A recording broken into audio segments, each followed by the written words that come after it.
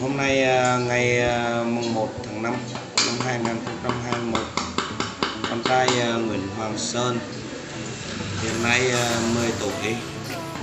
Thì hôm nay ngày nghỉ, ngày 30 tháng 4, ngày mùng 1 tháng 5, được 4 ngày thì Hoàng Sơn ở nhà không biết làm gì, chỉ biết lấy những cái lon bia, lon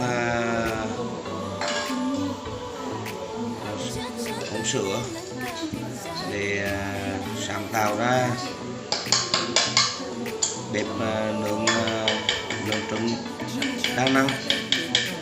Và hiện nay bé Hoàng Sơn đang đục những cái lỗ và lon bia để kết hợp thành làm cái bếp nướng trứng hai ba con ăn buổi trưa.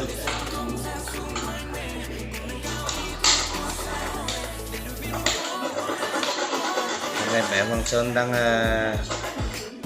lấy cưa sắt, cưa lon bia.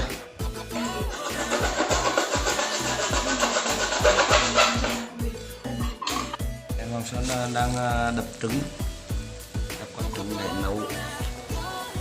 Bếp này bếp đa năng.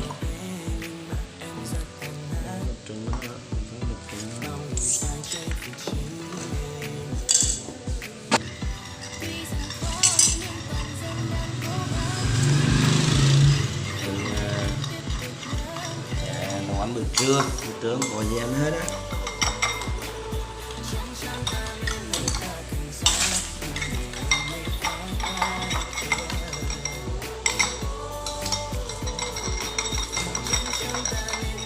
Sau khi đập trứng xong, Hoàng Sơn quấy đều và lấy dầu. Hoàng Sơn lấy dầu, Hoàng Sơn đổ lên. Hoàng Sơn đổ lên bếp. Hoàng Sơn đổ rất là ít dầu, vừa đủ. Hoàng Sơn đã đổ dầu rồi. Sau khi Hoàng Sơn đổ xong, Hoàng Sơn để cho dầu nóng xong, Hoàng Sơn tiếp tục để dầu nóng và dầu đang sôi. Hiện nay dầu đang sôi, dầu đang sôi lên. Cái bếp này là gọi là cái bếp của Hoàng Sơn tự sáng tạo nhân ngày mùng 1 tháng 5, ngày lao động Việt Nam, ngày sáng tạo. Hoàng Sơn sẽ sáng tạo một cái bếp từ một ống sữa bò. Và hiện nay Hoàng Sơn đang đổ trứng vào. Hoàng Sơn đổ từ từ. Đây là cái bếp Hoàng Sơn, học sinh lớp 4. Thì hiện nay trứng đang chín từ từ. Bếp đang cháy. Các bạn nhân ngày quốc tế lao động thì chúng ta phải sáng tạo nha các bạn. Nếu mà có ấy thì kê lên một đầu. Hiện nay trứng đang sôi, tắt quạt. Trứng hiện nay gần chín nha các bạn. Ngày quốc tế lao động thì chúng ta phải sáng tạo ra cái bếp để chúng ta nấu, để nhiều khi chúng ta có đi đâu, chúng ta làm gì chúng ta vẫn sáng tạo được.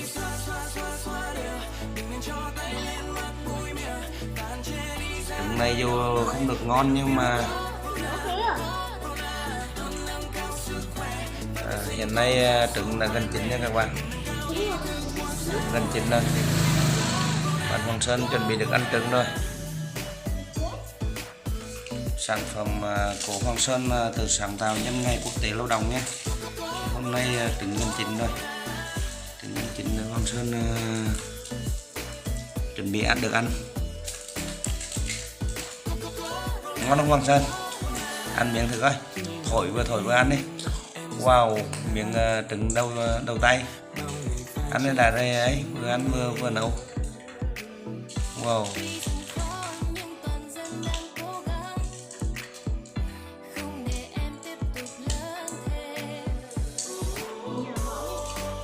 Tiếp tục Sơn đổ thêm một tí dầu.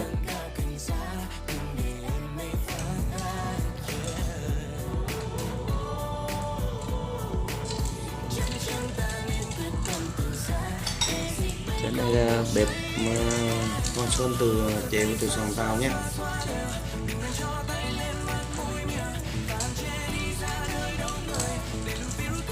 Bếp này cũng nhỏ nhỏ xinh xinh.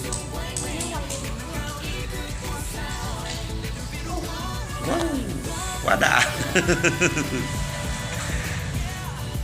Hoàng Sơn ngày 30 tháng 4, mùng 1 tháng 5, Hoàng Sơn với ba Thiệu chẳng đi đâu hết, ở nhà sáng tạo chơi cho nó vui. Đó, trứng hiện nay gần chín rồi, trứng chín và Hoàng Sơn chuẩn bị ăn buổi trưa.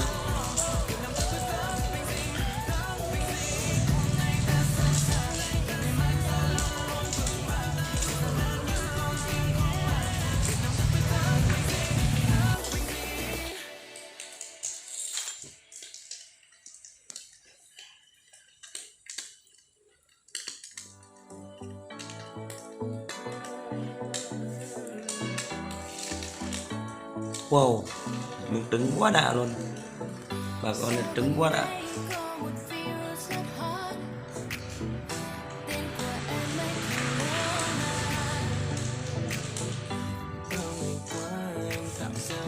Kỹ năng sinh tồn để chúng ta làm việc nhân ngày quốc tế lao động ngày 1 tháng 5, chúng ta phải biết sáng tạo.